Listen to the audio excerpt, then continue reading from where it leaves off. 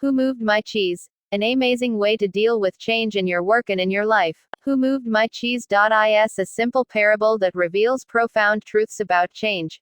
It is an amusing and enlightening story of four characters who live in a maze and look for cheese to nourish them and make them happy. Two are mice named Sniff and Scurry, and two are little people, beings the size of mice who look and act a lot like people. Their names are Hem and Haw. Cheese is a metaphor for what you want to have in life, whether it's a good job, a loving relationship, money, a possession, good health, or spiritual peace of mind. And the maze is where you look for what you want, the organization you work in, or the family or community you live in. In the story, the characters are faced with unexpected change. Eventually, one of them deals with it successfully, and writes what he has learned from his experience on the maze walls. When you come to see the handwriting on the wall, you can discover for yourself how to deal with change, so that you can enjoy less stress and more success however you define it in your work and in your life. Written for all ages, this story takes less than an hour to read, but its unique insights can last for a lifetime. Who Moved My Cheese? Contents: parts of All of Us. A Gathering. Chicago. Who Moved My Cheese? The story: four characters finding cheese. No cheese. The mice. Sniff, Scurry, the little people. Hem-ha. Meanwhile, back in the maze, getting beyond fear, enjoying the adventure, moving with the cheese, the handwriting on the wall, tasting new cheese, enjoying change. A discussion. Later that same day, new cheese. Parts of All of Us. The simple and the complex. The four imaginary characters depicted in this story. The mice, Sniff and Scurry, and the little people, Hem and Haw, are intended to represent the simple and the complex parts of ourselves, regardless of our age, gender, race, or nationality. Sometimes we may act like Sniff, who sniffs out change early, or Scurry, who scurries into action, or Hem, who denies and resists change as he fears it will lead to something worse, or Haw, who learns to adapt in time when he sees changing can lead to something better. Whatever parts of us we choose to use, we all share something in common: a need to find our way in the maze and succeed in changing times. A Gathering. Chicago. One sunny Sunday in Chicago, several former classmates, who were good friends in school, gathered for lunch, having attended their high school reunion the night before. They wanted to hear more about what was happening in each other's lives. After a good deal of kidding, and a good meal, they settled into an interesting conversation. Angela, who had been one of the most popular people in the class, said, "Life sure turned out differently than I thought it would when we were in school. A lot has changed." "It certainly has," Nathan echoed. They knew he had gone into his family's business, which had operated pretty much the same and had been a part of the local community for as long as they could remember. So, they were surprised when he seemed concerned. He asked, "But, have you noticed how we don't want to change when things change?" Carlos said, "I guess we resist changing, because we're afraid of change." "Carlos, you were captain of the football team," Jessica said. "I never thought I'd hear you say anything about being afraid." They all laughed as they realized that although they had gone off in different directions, from working at home to managing companies, they were experiencing similar feelings. Everyone was trying to cope with the unexpected changes that were happening to them in recent years, and most admitted that they did not know a good way to handle them. Then Michael said, "I used to be afraid of change. When a big change came along in our business, we didn't know what to do. So we didn't adjust and we almost lost it. That is," he continued, "until I heard a funny little story that changed everything." "How so?" Nathan asked. "Well, the story changed the way I looked at change. From losing something to gaining something. And it showed me how to do it. After that, things quickly improved. At work and in my life. At first I was annoyed with the obvious simplicity of the story because it sounded like something we might have been told in school. Then I realized I was really annoyed with myself for not seeing the obvious and doing what works when things change. When I realized the four characters in the story represented the various parts of myself, I decided who I wanted to act like and I changed. Later, I passed the story on to some people in our company and they passed it on to others, and soon our business did much better, because most of us adapted to change better. And like me, many people said it helped them in their personal lives. However, there were a few people who said they got nothing out of it. They either knew the lessons and were already living them, or, more commonly, they thought they already knew everything and didn't want to learn. They couldn't see why so many others were benefiting from it. When one of our senior executives, who was having difficulty adapting, said the story was a waste of time. Other people kidded him, saying they knew which character he was in the story, meaning the one who learned nothing new and did not change. What's the story? Angela asked. It's called Who Moved My Cheese? The group laughed. I think I like it already, Carlos said. Would you tell us the story? Maybe we can get something from it. Sure, Michael replied. I'd be happy to. It doesn't take long. And so he began. Who moved my cheese? The story UNCE. Long ago in a land far away, there lived 4 little characters who ran through a maze looking for cheese to nourish them and make them happy. 2 were mice, named Sniff and Scurry, and 2 were little people. Beings who were as small as mice but who looked and acted a lot like people today. Their names were Hem and Haw. Due to their small size, it would be easy not to notice what the 4 of them were doing. But if you looked closely enough, you could discover the most amazing things. Every day the mice and the little people spent time in the maze looking for their own special cheese. The mice, Sniff and Scurry, possessing simple brains and good instincts, searched for the hard nibbling cheese they liked, as mice often do. The 2 little people, Hem and Haw, used their complex brains, filled with many beliefs and emotions, to search for a very different kind of cheese, with a capital C, which they believed would make them feel happy and successful. As different as the mice and little people were, they shared something in common. Every morning, they each put on their jogging suits and running shoes, left their little homes, and raced out into the maze looking for their favorite cheese. The maze was a labyrinth of corridors and chambers, some containing delicious cheese. But there were also dark corners and blind alleys leading nowhere. It was an easy place for anyone to get lost. However, for those who found their way, the maze held secrets that let them enjoy a better life. The mice, Sniff and Scurry, used the simple trial and error method of finding cheese. They ran down one corridor, and if it proved empty, they turned and ran down another. They remembered the corridors that held no cheese and quickly went into new areas. Sniff would smell out the general direction of the cheese, using his great nose, and Scurry would race ahead. They got lost, as you might expect, went off in the wrong direction and often bumped into walls. But after a while, they found their way. Like the mice, the 2 little people, Hem and Haw, also used their ability to think and learn from their past experiences. However, they relied on their complex brains to develop more sophisticated methods of finding cheese. Sometimes they did well, but at other times their powerful human beliefs and emotions took over and clouded the way they looked at things. It made life in the maze more complicated and challenging. Nonetheless, Sniff, Scurry, Hem and Haw all discovered, in their own way, what they were looking for. They each found their own kind of cheese one day at the end of one of the corridors in Cheese Station C. Every morning after that, the mice and the little people dressed in their running gear and headed over to Cheese Station C. It wasn't long before they each established their own routine. Sniff and Scurry continued to wake early every day and race through the maze, always following the same route. When they arrived at their destination, the mice took off their running shoes, tied them together and hung them around their necks. So they could get to them quickly whenever they needed them again. Then they enjoyed the cheese. In the beginning, Hem and Haw also raced toward Cheese Station C every morning to enjoy the tasty new morsels that awaited them. But after a while, a different routine set in for the little people. Hem and Haw woke each day a little later, dressed a little slower, and walked to Cheese Station C. After all, they knew where the cheese was now and how to get there. They had no idea where the cheese came from, or who put it there. They just assumed it would be there. As soon as Hem and Haw arrived at Cheese Station C each morning, they settled in and made themselves at home. They hung up their jogging suits, put away their running shoes and put on their slippers. They were becoming very comfortable now that they had found the cheese. This is great, Hem said. There's enough cheese here to last us forever. The little people felt happy and successful, and thought they were now secure. It wasn't long before Hem and Haw regarded the cheese they found at Cheese Station C as their cheese. It was such a large store of cheese that they eventually moved their homes to be closer to it, and built a social life around it. To make themselves feel more at home, Hem and Haw decorated the walls with sayings and even drew pictures of cheese around them which made them smile. One read, sometimes Hem and Haw would take their friends by to see their pile of cheese at Cheese Station C, and point to it with pride, saying, pretty nice cheese, hub. Sometimes they shared it with their friends and sometimes they didn't. We deserve this cheese, Hem said. We certainly had to work long and hard enough to find it.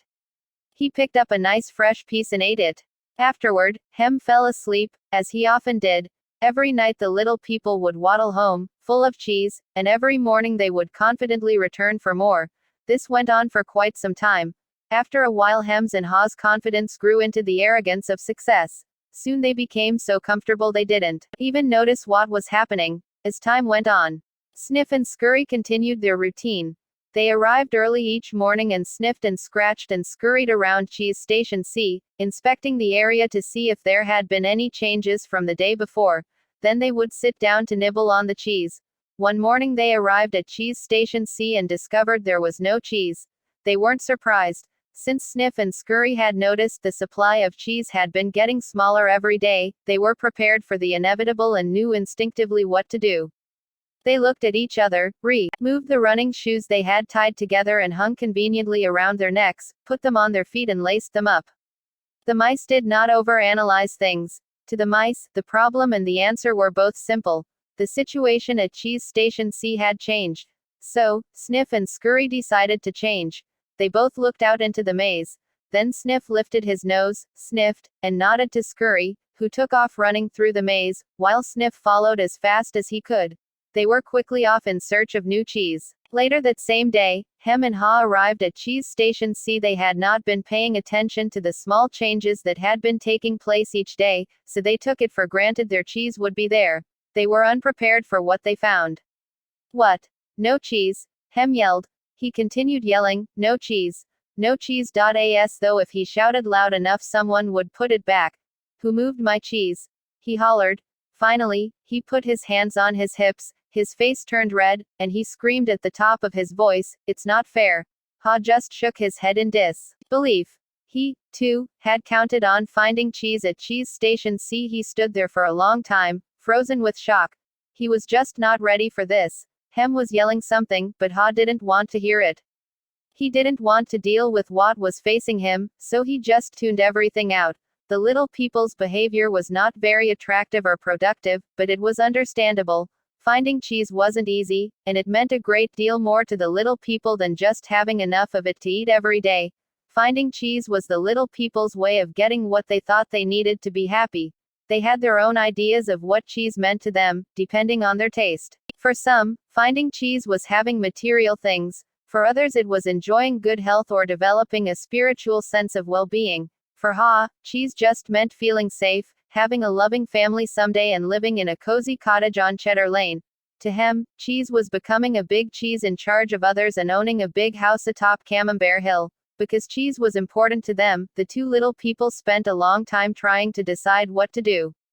All they could think of was to keep looking around Cheeseless Station C to see if the cheese was really gone. While Sniff and Scurry had quickly moved on, Hem and Ha continued to hem and haw. They ranted and raved at the injustice of it all. Ha started to get depressed. What would happen if the cheese wasn't there tomorrow? He had made future plans based on this cheese. The little people couldn't believe it. How could this have happened? No one had warned them. It wasn't right. It was not the way things were supposed to be. Hem and Ha went home that night hungry and discouraged. But before they left, Ha wrote on the wall. The next day Hem and Ha left their homes, and returned to Cheese Station C again, where they still expected, somehow, to find their cheese. The situation hadn't changed, the cheese was no longer there. The little people didn't know what to do. Hem and Ha just stood there, immobilized like two statues. Ha shut his eyes as tight as he could and put his hands over his ears. He just wanted to block everything out. He didn't want to know the cheese supply had gradually been getting smaller. He believed it had been moved all of a sudden. Hem analyzed the situation over and over, and eventually his complicated brain with its huge belief system took hold. Why did they do this to me? He demanded. What's really going on here? Finally, Ha opened his eyes, looked around and said, by the way, where are Sniff and Scurry? Do you think they know something we don't? Hem scoffed. What would they know? Hem continued, they're just mice. They just respond to what happens. We're little people. We're smarter than mice. We should be able to figure this out. I know we're smarter, Ha said, but we don't seem to be acting smarter at the moment. Things are changing around here, Hem. Maybe we need to change and do things differently. Why should we change? Hem asked. We're little people. We're special. This sort of thing should not happen to us. Or if it does, we should at least get some benefits. Why should we get benefits? Ha asked. Because we're entitled, Hem claimed. Entitled to what? Ha wanted to know. We're entitled to our cheese. Why? Ha asked. Because we didn't cause this problem, Hem said. Somebody else did this and we should get something out of it. Ha suggested, maybe we should simply stop analyzing the situation so much and go find some new cheese. Oh no, Hem argued. I'm going to get to the bottom of this. While Hem and Ha were still trying to decide what to do, Sniff and Scurry were already well on their way. They went farther into the maze, up and down corridors, looking for cheese in every cheese station they could find. They didn't think of anything else but finding new cheese. They didn't find any for some time until they finally went into an area of the maze where they had never been before. Cheese station, and they squealed with delight. They found what they had been looking for. A great supply of new cheese. They could hardly believe their eyes. It was the biggest store of cheese the mice had ever seen. In the meantime, Hem and Ha were still back in Cheese Station C evaluating their situation. They were now suffering from the effects of having no cheese. They were becoming frustrated and angry and were blaming each other for the situation they were in. Now and then Ha thought about his mice friends, Sniff and Scurry, and wondered if they had found any cheese yet.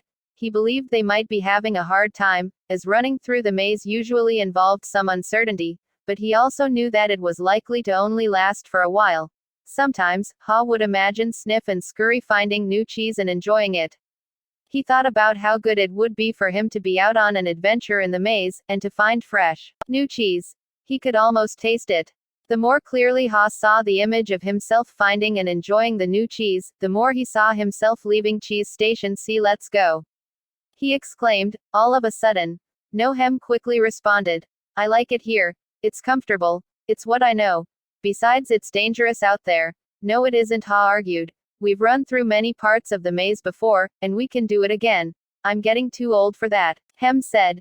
And I'm afraid I'm not interested in getting lost and making a fool of myself. Are you? With that, Ha's fear of failing returned and his hope of finding new cheese faded.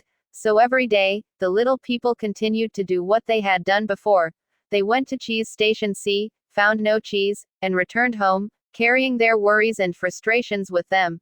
They tried to deny what was happening, but found it harder to get to sleep, had less energy the next day, and were becoming irritable. Their homes were not the nurturing places they once were. The little people had difficulty sleeping and were having nightmares about not finding any cheese. But Hem and Ha still returned to Cheese Station C and waited there every day.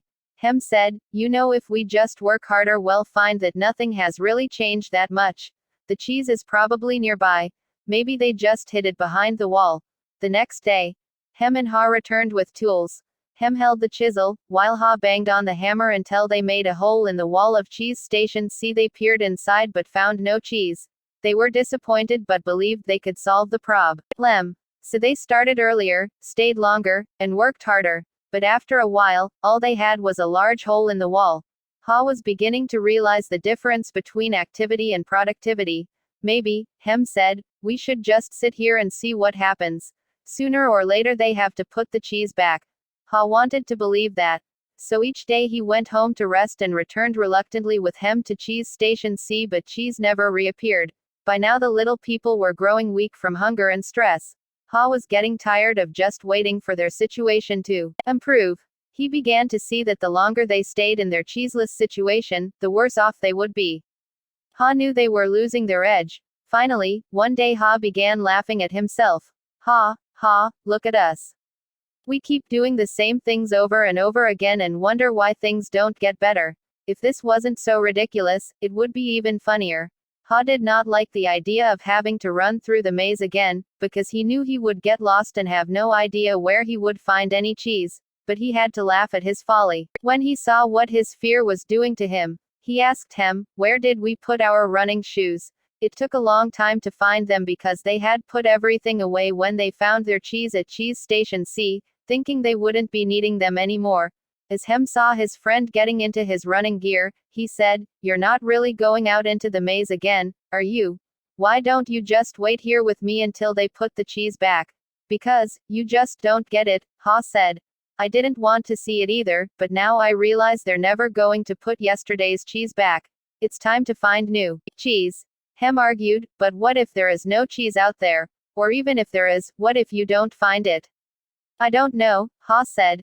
He had asked himself those same questions too many times and felt the fears again that kept him where he was. He asked himself, where am I more likely to find cheese? Here or in the maze? He painted a picture in his mind. He saw himself venturing out into the maze with a smile on his face. While this picture surprised him, it made him feel good. He saw himself getting lost now and then in the maze, but felt confident he would eventually find new cheese out there and all the good things that came with it.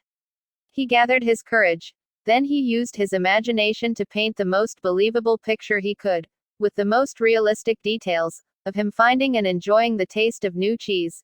He saw himself eating Swiss cheese with holes in it, bright orange cheddar and American cheeses, Italian mozzarella and wonderfully soft French camembert cheese, and then he heard him say something and realized they were still at cheese station. Ha said, sometimes, things change and they are never the same again. This looks like one of those times. That's life. Life moves on. And so should we. Ha looked at his emaciated companion and tried to talk sense to him, but Hem's fear had turned into anger and he wouldn't listen. Ha didn't mean to be rude to his friend, but he had to laugh at how silly they both looked. As Ha prepared to leave, he started to feel more alive, knowing that he was finally able to laugh at himself, let go and move on. Ha laughed and announced, it's maze time. Hem didn't laugh and he didn't respond. Ha picked up a small, sharp rock and wrote a serious thought on the wall for Hem to think about. As was his custom, Ha even drew a picture of cheese around it, hoping it would help Hem to smile, lighten up, and go after the new cheese. But Hem didn't want to see it. It read. Then, Ha stuck his head out and peered anxiously into the maze. He thought about how he'd gotten himself into this cheeseless situation. He had believed that there may not be any cheese in the maze, or he may not find it. Such fearful beliefs were immobilizing and killing him. Ha smiled. He knew Hem was wondering, who moved my cheese? But Ha was wondering, why didn't I get up and move with the cheese sooner? As he started out into the maze, Ha looked back to where he had come from and felt its comfort. He could feel himself being drawn back into familiar territory.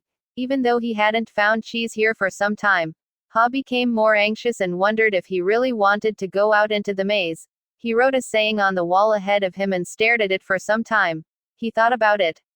He knew sometimes some fear can be good. When you are afraid things are going to get worse if you don't do something, it can prompt you into action. But it is not good when you are so afraid that it keeps you from doing anything. He looked to his right, to the part of the maze where he had never been, and felt the fear. Then, he took a deep breath, turned right into the maze, and jogged slowly, into the unknown. As he tried to find his way, Ha worried, at first, that he might have waited too long in cheese station C. He hadn't had any cheese for so long that he was now weak. It took him longer and it was more painful than usual to get through the maze. He decided that if he ever got the chance again, he would get out of his comfort zone and adapt to change sooner. It would make things easier. Then, Ha smiled a weak smile as he thought, better late than never. During the next several days, Ha found a little cheese here and there, but nothing that lasted very long. He had hoped to find enough cheese to take some back to Hem and encourage him to come out into the maze. But Ha didn't feel confident enough yet. He had to admit he found it confusing in the maze. Things seemed to have changed since the last time he was out here. Just when he thought he was getting ahead, he would get lost in the corridors. It seemed his progress was 2 steps forward and 1 step backward. It was a challenge, but he had to admit that being back in the maze, hunting for cheese, wasn't nearly as bad as he feared it might be. As time went on, he began to wonder if it was realistic for him to expect to find new cheese. He wondered if he had bitten off more than he could chew. Then he laughed, realizing that he had nothing to chew on at that moment. Whenever he started to get discouraged, he reminded himself that what he was doing, as uncomfortable as it was at the moment, was in reality much better than staying in the cheeseless situation. He was taking control, rather than simply letting things happen to him. Then he reminded himself, if Sniff and Scurry could move on, so could he. Later, as Ha looked back on things, he realized that the cheese at Cheese Station C had not just disappeared overnight, as he had once believed. The amount of cheese that had been there toward the end had been getting smaller, and what was left had grown old. It didn't taste as good. Mold may even have begun to grow on the old cheese, although he hadn't noticed it.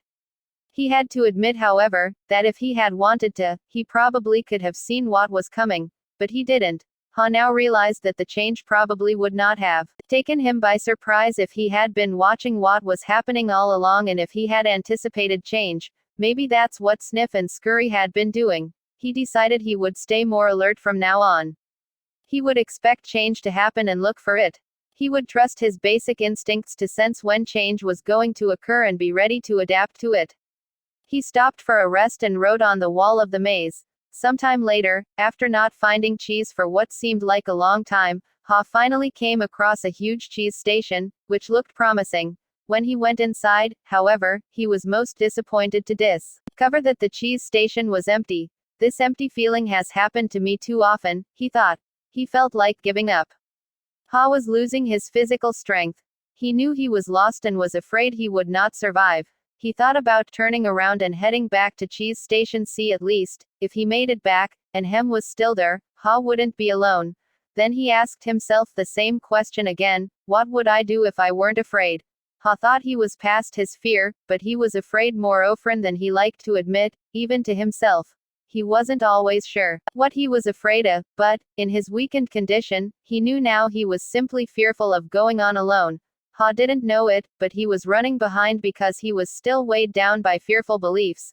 Ha wondered if Hem had moved on, or if he was still paralyzed by his own fears. Then, Ha remembered the times when he had felt his best in the maze. It was when he was moving along. He wrote on the wall, knowing it was as much a reminder to himself as it was a marking for his friend Hem, hopefully, to follow. Ha looked down the dark passageway and was aware of his fear. What lay ahead? Was it empty? Or worse, were there dangers lurking? He began to imagine all kinds of frightening things that could happen to him. He was scaring himself to death. Then he laughed at himself. He realized his fears were making things worse. So he did what he would do if he weren't afraid. He moved in a new direction. As he started running down the dark corridor, he began to smile. Ha didn't realize it yet, but he was discovering what nourished his soul. He was letting go and trusting what lay ahead for him, even though he did not know exactly what it was. To his surprise, Ha started to enjoy himself more and more. Why do I feel so good? He wondered. I don't have any cheese and I don't know where I am going. Before long, he knew why he felt good. He stopped to write again on the wall. Ha realized he had been held captive by his own fear. Moving in a new direction had freed him. Now he felt the cool breeze that was blowing in this part of the maze, and it was refreshing. He took in some deep breaths and felt invigorated by the movement. Once he had gotten past his fear, it turned out to be more enjoyable than he once believed it could be. Ha hadn't felt this way for a long time. He had almost forgotten how much fun it was to go for it. To make things even better, Ha started to paint a picture in his mind again. He saw himself in great realistic detail, sitting in the middle of a pile of all his favorite cheeses, from cheddar to brie. He saw himself eating the many cheeses he liked, and he enjoyed what he saw. Then he imagined how much he would enjoy all their great tastes. The more clearly he saw the image of himself enjoying new cheese, the more real and believable it became. He could sense that he was going to find it. He wrote. Ha kept thinking about what he could gain instead of what he was losing. He wondered why he had always thought that a change would lead to something worse. Now he realized that change could lead to something better.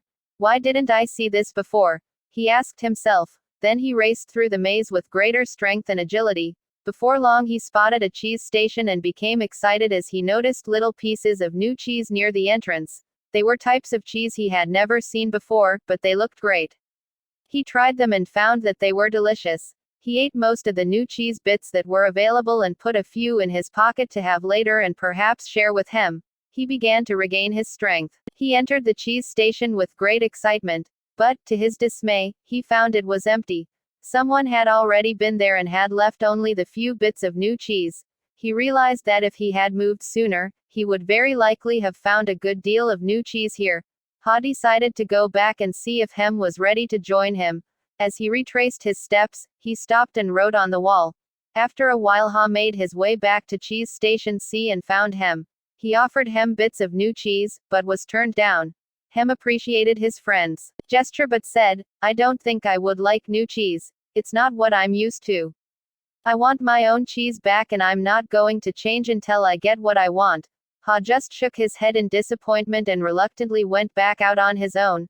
As he returned to the farthest point he had reached in the maze, he missed his friend, but realized he liked what he was discovering, even before he found what he hoped would be a great supply of new cheese, if ever. He knew that what made him happy wasn't just having cheese. He was happy when he wasn't being run by his fear. He liked what he was doing now. Knowing this, Ha didn't feel as weak as he did when he stayed in Cheese Station C with no cheese.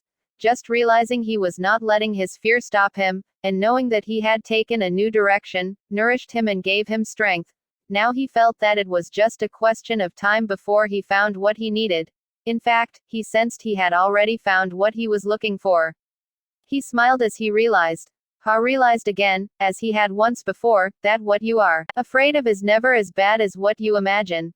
The fear you let build up in your mind is worse than the situation that actually exists. He'd been so afraid of never finding new cheese that he didn't even want to start looking. But since starting his journey, he had found enough cheese in the corridors to keep him going. Now he looked forward to finding more. Just looking ahead was becoming exciting. His old thinking had been clouded by his worries and fears. He used to think about not having enough cheese, or not having it last as long as he wanted. He used to think more about what could go wrong than what could go right. But that had changed in the days since he had left Cheese Station C. He used to believe that cheese should never be moved, and that change wasn't right. Now he realized it was natural for change to continually occur, whether you expect it or not. Change could surprise you only if you didn't expect it and weren't looking for it. When he realized he had changed his beliefs, he paused to write on the wall. Ha hadn't found any cheese yet, but as he ran through the maze, he thought about what he had already learned. Ha now realized that his new beliefs were encouraging new behaviors. He was behaving differently than when he kept returning to the same cheeseless station. He knew that when you change what you believe, you change what you do. You can believe that a change will harm you and resist it. Or you can believe that finding new cheese will help you and embrace the change. It all depends on what you choose to believe. He wrote on the wall. Ha knew he would be in better shape now if he had dealt with the change much sooner and left Cheese Station C earlier. He would feel stronger in body and spirit, and he could have coped better with the challenge of finding new cheese. In fact, he probably would have found it by now if he had expected change, rather than wasting time denying that the change had already taken place. He used his imagination again and saw himself finding and savoring new cheese. He decided to proceed into the more unknown parts of the maze, and found little bits of cheese here and there. Ha began to regain his strength and confidence. As he thought back on where he had come from, Ha was glad he had written on the wall in many places. He trusted that it would serve as a marked trail for him to follow through the maze. If he ever chose to leave Cheese Station C, Ha just hoped he was heading in the right direction. He thought about the possibility that Hem would read the handwriting on the wall and find his way. He wrote on the wall what he had been thinking about for some time. By now, Ha had let go of the past and was adapting to the present. He continued on through the maze with greater strength and speed. And before long, it happened. When it seemed like he had been in the maze forever, his journey, or at least this part of his journey, ended quickly and happily. Ha proceeded along a corridor that was new to him, rounded a corner, and found new cheese at Cheese Station N. When he went inside, he was startled by what he saw. Piled high everywhere was the greatest supply of cheese he had ever seen. He didn't recognize all that he saw, as some kinds of cheese were new to him. Then he wondered for a moment whether it was real or just his imagination, until he saw his old friends Sniff and Scurry. Sniff welcomed Ha with a nod of his head, and Scurry waved his paw. Their fat little bellies showed that they had been here for some time. Ha quickly said his hellos and soon took bites of every one of his favorite cheeses. He pulled off his shoes, tied the laces together, and hung them around his neck in case he needed them again. Sniff and Scurry laughed. They nodded their heads in admiration. Then Ha jumped into the new cheese. When he had eaten his fill, he lifted a piece of fresh cheese and made a toast. Hooray for change! As Ha enjoyed the new cheese, he reflected on what he had learned. He realized that when he had been afraid to change, he had been holding on to the illusion of old cheese that was no longer there. So what was it that made him change? Was it the fear of starving to death? Ha smiled as he thought it certainly helped. Then he laughed and realized that he had started to change as soon as he had learned to laugh at himself and at what he had been doing wrong. He realized the fastest way to change is to laugh at your own folly. Then you can let go and quickly move on. He knew he had learned something useful about moving on from his mice friends, Sniff and Scurry. They kept life simple. They didn't overanalyze or overcomplicate things. When the situation changed and the cheese had been moved, they changed and moved with the cheese. He would remember that. Ha had also used his wonderful brain to do what little people do better than mice. He envisioned himself in realistic detail, finding something better, much better. He reflected on the mistakes he had made in the past and used them to plan for his future. He knew that you could learn to deal with change. You could be more aware of the need to keep things simple, be flexible, and move quickly. You did not need to overcomplicate matters or confuse yourself with fearful beliefs. You could notice when the little changes began so that you would be better prepared for the big change that might be coming. He knew he needed to adapt faster, for if you do not adapt in time, you might as well not adapt at all. He had to admit that the biggest inhibitor to change lies within yourself, and that nothing gets better until you change. Perhaps most importantly, he realized that there is always new cheese out there whether you recognize it at the time or not. And that you are rewarded with it when you go past your fear and enjoy the adventure. He knew some fear should be respected, as it can keep you out of real danger. But he realized most of his fears were irrational and had kept him from changing when he needed to.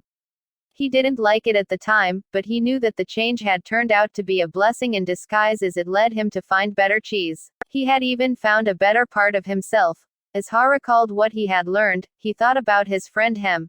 He wondered if Hem had read any of the sayings Ha had written on the wall at Cheese Station C and throughout the maze. Had Hem ever decided to let go and move on? Had he ever entered the maze and discovered what could make his life better? Or was Hem still hemmed in because he would not change?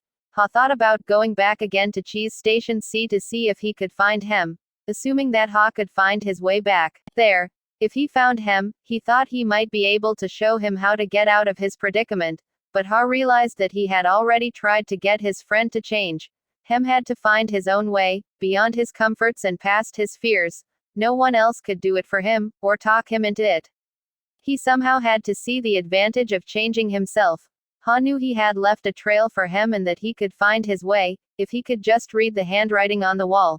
He went over and wrote down a summary of what he had learned on the largest wall of Cheese Station, and he drew a large piece of cheese around all the insights he had become aware of, and smiled as he looked at what he had learned. Ha realized how far he had come since he had been with Hem in Cheese Station C, but knew it would be easy for him to slip back if he got too comfortable. So, each day he inspected Cheese Station N to see what the condition of his cheese was. He was going to do whatever he could to avoid being surprised by unexpected change. While Ha still had a great supply of cheese, he often went out into the maze and explored new areas to stay in touch with what was happening around him. He knew it was safer to be aware of his real choices than to isolate himself in his comfort zone. Then, Ha heard what he thought was the sound of movement out in the maze. As the noise grew louder, he realized that someone was coming. Could it be that Hem was arriving? Was he about to turn the corner? Ha said a little prayer and hoped as he had many times before, that maybe, at last, his friend was finally able to. A discussion later that same day, when Michael finished telling the story, he looked around the room and saw his former classmates smiling at him. Several thanked him and said they got a good deal out of the story. Nathan asked the group, what would you think of getting together later and maybe discussing it? Most of them said they would like to talk about it, and so they arranged to meet later for a drink before dinner. That evening, as they gathered in a hotel lounge, they began to kid each other about finding their cheese and seeing themselves in the maze. Then Angela asked the group good-naturedly, so, who were you in the story? Sniff, Scurry, Hem or Ha? Carlos answered, well, I was thinking about that this afternoon. I clearly remember a time before I had my sporting goods business, when I had a rough encounter with change. I wasn't Sniff. One didn't sniff out the situation and see the change early. And I certainly wasn't Scurry. One didn't go into action immediately. I was more like Hem, who wanted to stay in familiar territory. The truth is, I didn't want to deal with the change. I didn't even want to see it. Michael, who felt like no time had passed since he and Carlos were close friends in school, asked, what are we talking about here, buddy? Carlos said, an unexpected change of jobs. Michael laughed. You were fired. Well, let's just say I didn't want to go out looking for new cheese. I thought I had a good reason why change shouldn't happen to me. So, I was pretty upset at the time. Some of their former classmates who had been quiet in the beginning felt more comfortable now and spoke up, including Frank, who had gone into the military. Hem reminds me of a friend of mine, Frank said. His department was closing down, but he didn't want to see it. They kept relocating his people. We all tried to talk to him about the many other opportunities that existed in the company for those who wanted to be flexible, but he didn't think he had to change. He was the only one who was surprised when his department closed. Now he's having a hard time adjusting to the change he didn't think should happen. Jessica said, I didn't think it should happen to me either, but my cheese has been moved more than once, especially in my personal life, but we can get to that later. Many in the group laughed, except Nathan. Maybe that's the whole point, Nathan said. Change happens to all of us. He added, I wish my family had heard the cheese story before this. Unfortunately, we didn't want to see the changes coming in our business, and now it's too late. We're having to close many of our stores. That surprised many in the group, because they thought Nathan was lucky to be in a secure business he could depend on, year after year. What happened? Jessica wanted to know. Our chain of small stores suddenly became old-fashioned when the mega store came to town with its huge inventory and low prices. We just couldn't compete with that. I can see now that instead of being like Sniff and Scurry, we were like Hem. We stayed where we were and didn't change. We tried to ignore what was happening and now we are in trouble. We could have taken a couple of lessons from Ha. Because we certainly couldn't laugh at ourselves and change what we were doing. Laura, who had become a successful businesswoman, had been listening, but had said very little until now. I thought about the story this afternoon too, she said. I wondered how I could be more like Ha and see what I'm doing wrong, laugh at myself, change and do better. She said, I'm curious. How many here are afraid of change? No one responded, so she suggested, how about a show of hands? Only one hand went up. Well, it looks like we've got one honest person in our group, she said. And then continued, maybe you'll like this next question better. How many here think other people are afraid of change? Practically everyone raised their hands. Then they all started laughing. What does that tell us? Denial, Nathan answered. Sure, Michael admitted. Sometimes we're not even aware that we're afraid. I know I wasn't. When I first heard the story, I loved the question, what would you do if you weren't afraid? Then Jessica added, well, what I got from the story is that change is happening everywhere and that I will do better when I can adjust to it quickly. I remember years ago when our company was selling our encyclopedia as a set of more than 20 books. One person tried to tell us that we should put our whole encyclopedia on a single computer disk and sell it for a fraction of the cost. It would be easier to update, would cost us so much less to manufacture, and so many more people could afford it. But we all resisted. Why did you resist? Nathan asked. Because we believed then that the backbone of our business was our large sales force, who called on people door to door. Keeping our sales force depended on the big commissions they earned from the high price of our product. We had been doing this successfully for a long time and thought it would go on forever. Laura said, maybe that's what it meant in the story about Hem and Ha's arrogance of success. They didn't notice they needed to change what had once been working. Nathan said, so you thought your old cheese was your only cheese? Yes, and we wanted to hang on to it. When I think back on what happened to us, I see that it's not just that they moved the cheese, but that the cheese has a life of its own and eventually runs out. Anyway, we didn't change. But a competitor did and our sales fell badly. We've been going through a difficult time. Now, another big technological change is happening in the industry and no one at the company seems to want to deal with it. It doesn't look good. I think I could be out of a job soon. It's May's time. Carlos called out. Everyone laughed, including Jessica. Carlos turned to Jessica and said, it's good that you can laugh at yourself. Frank offered, that's what got out of the story. I tend to take myself too seriously. I noticed how Ha changed when he could finally laugh at himself and at what he was doing. No wonder he was called Ha. The group groaned at the obvious play on words. Angela asked, do you think that Hem ever changed and found new cheese? Elaine said, I think he did. I don't, Corey said. Some people never change and they pay a price for it. I see people like Hem in my medical practice. They feel entitled to their cheese. They feel like victims when if's taken away and blame others. They get sicker than people who let go and move on. Then Nathan said quietly, as though he was talking to himself, I guess the question is, what do we need to let go of and what do we need to move on to? No one said anything for a while. I must admit, Nathan said, I saw what was happening with stores like ours in other parts of the country, but I hoped it wouldn't affect us. I guess it's a lot better to initiate change while you can than it is to try to react and adjust to it. Maybe we should move our own cheese. What do you mean? Frank asked. Nathan answered, I can't help but wonder where we would be today if we had sold the real estate under all our old stores and built one great modern store to compete with the best of them. Laura said, maybe that's what Ha meant when he wrote on the wall, savor the adventure and move with the cheese. Frank said, I think some things shouldn't change. For example, I want to hold on to my basic values, but I realize now that I would be better off if I had moved with the cheese a lot sooner in my life. Well, Michael, it was a nice little story, Richard, the class skeptic, said, but how did you actually put it into use in your company? The group didn't know it yet, but Richard was experiencing some changes himself. Recently separated from his wife, he was now trying to balance his career with raising his teenagers. Michael replied, you know, I thought my job was just to manage the daily problems as they came up when what I should have been doing was looking ahead and paying attention to where we were going. And boy did I manage those problems. 24 hours a day. I wasn't a lot of fun to be around. I was in a rat race, and I couldn't get out. Laura said, so you were managing when you needed to be leading. Exactly, Michael said. Then when I heard the story of Who Moved My Cheese, I realized my job was to paint a picture of new cheese that we would all want to pursue, so we could enjoy changing and succeeding, whether it was at work or in life. Nathan asked, what did you do at work? Well, when I asked people in our company who they were in the story, I saw we had every one of the 4 characters in our organization. I came to see that the Sniffs, Scurries, Hems and Haws each needed to be treated differently. Our Sniffs could sniff out changes in the marketplace, so they helped us update our corporate vision.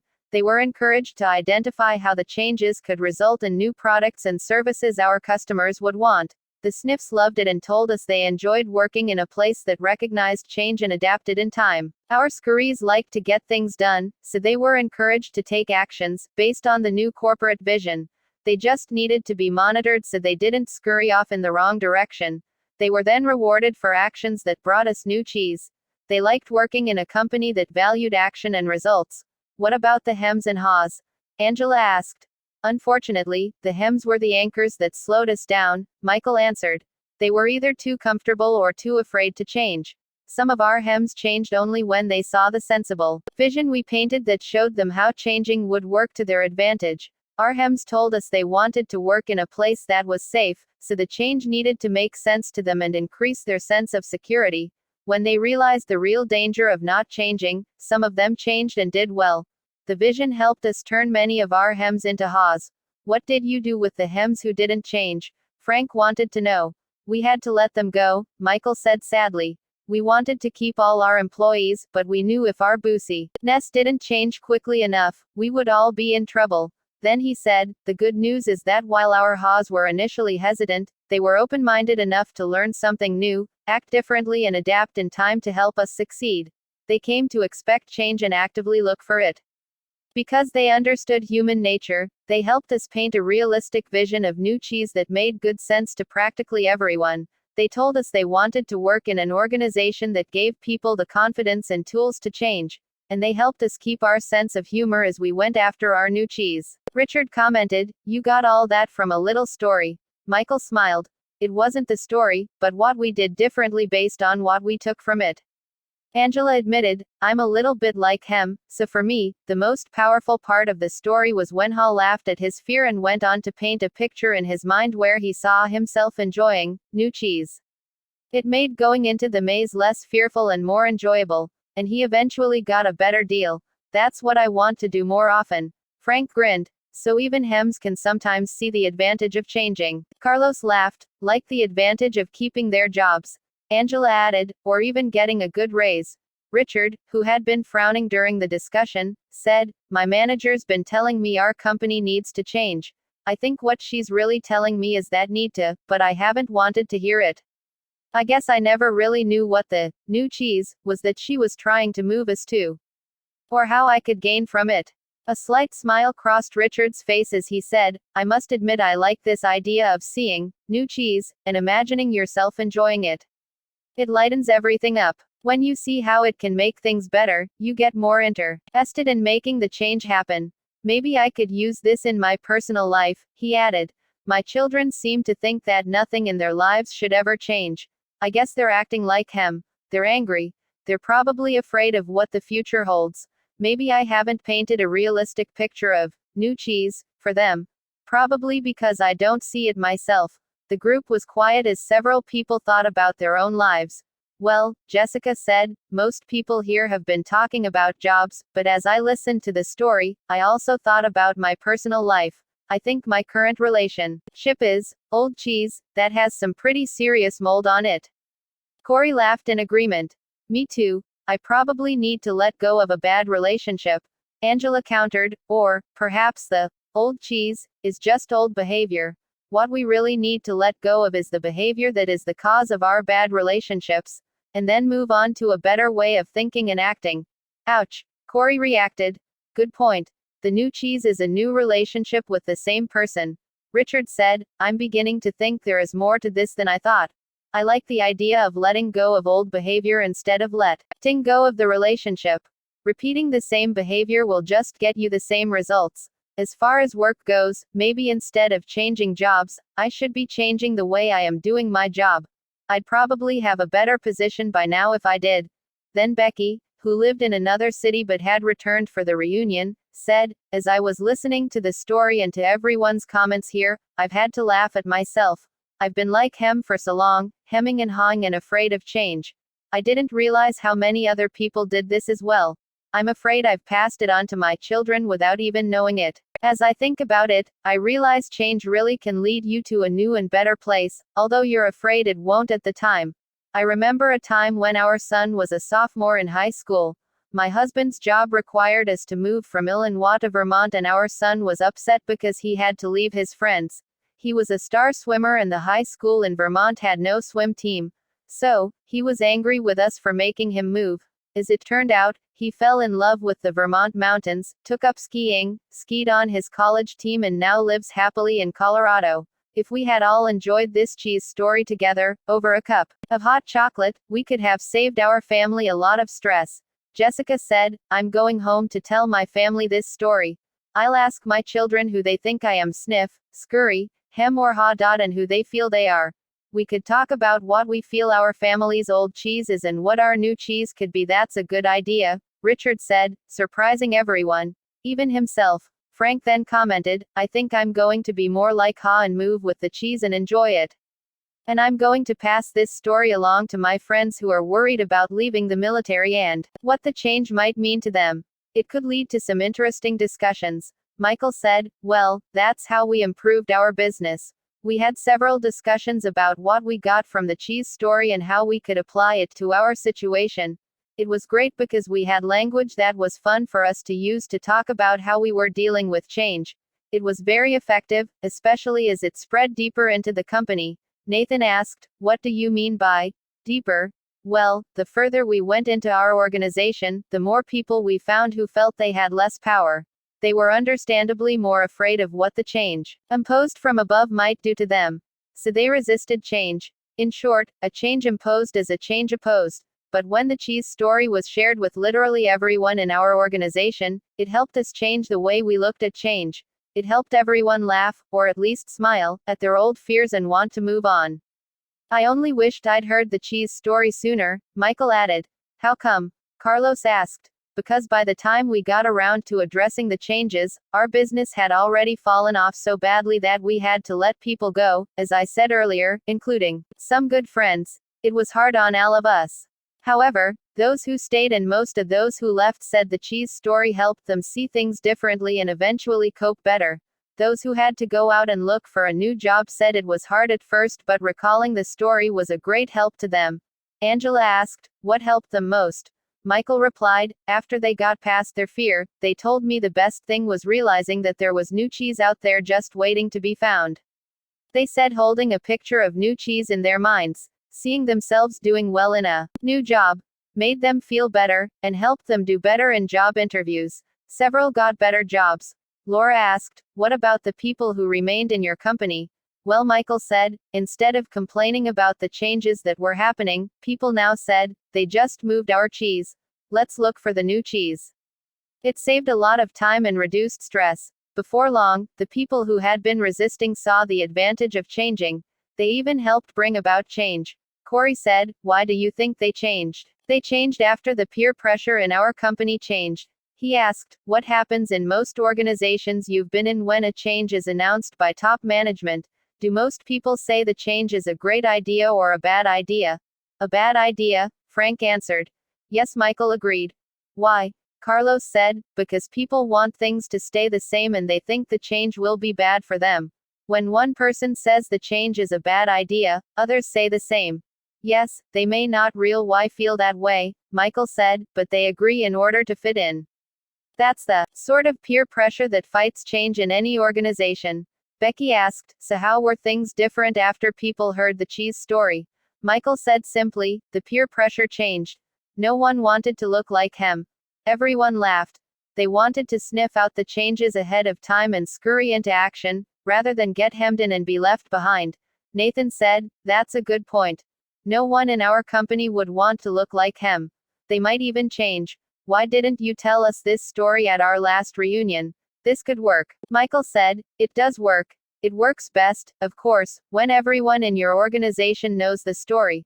Whether it is in a large corporation, a small business, or your family, because an organization can only change when enough people in it change. Then he offered one last thought.